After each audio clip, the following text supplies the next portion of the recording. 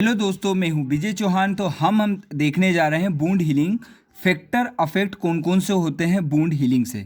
तो वो हम देखने जा रहे हैं। तो दो प्रकार के फैक्टर होते हैं, जनरल फैक्टर होते हैं और एक होता है लोकल फैक्टर।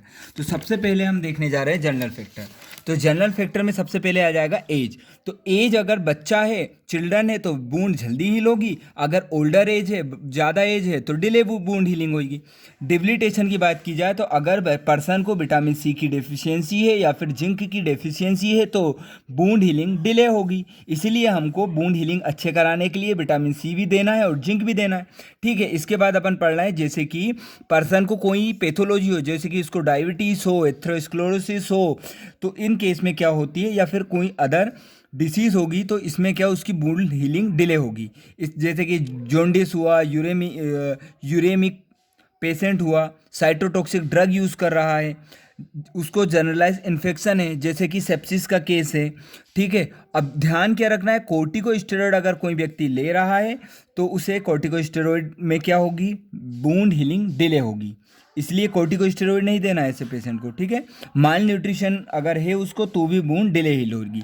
अब हम देखने जा रहे हैं लोकल फैक्टर। तो लोकल फैक्टर उस साइट पे अगर ब्लड सप्लाई कम होगी तो डिले हीलिंग होगी। लोकल इन्फेक्शन हुआ उसी साइट पे तो डिले वुंड हीलिंग होगी। इसके साथ वहाँ पे हेमेटोमा बना, तो हेमेटोमा क्या है, ब्लड का कलेक्शन है। तो ब्लड का कलेक्शन होगा तो वो अच्छा मीडियम कार्य करेंगे इन्फेक्शन के लिए, तो उसमें डिले वुंड हीलिंग होगी।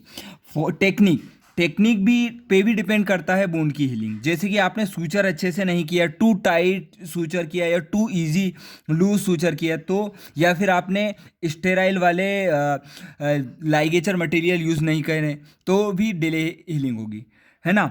आपको हाइपोक्सिया है और अगर जो एरिया है वह रेडिएशन के एक्सपोजर में आ रहा है तो इन केस में क्या हो जाएगा, हमारी डिले बूंद हीलिंग होगी। फॉरेन बॉडी है, अगर उस साइट पे ही लोकल साइट पे अभी भी फॉरेन बॉडी है, आपने अच्छे से डिब्राइडमेंट नहीं किया है, तो उस केस में क्या होगी, वो भी डिले बूंद हीलिंग होगी। तो ये हमने देख लिया फैक्टर अफेक्टिंग बूंद हीलिंग। Thank you.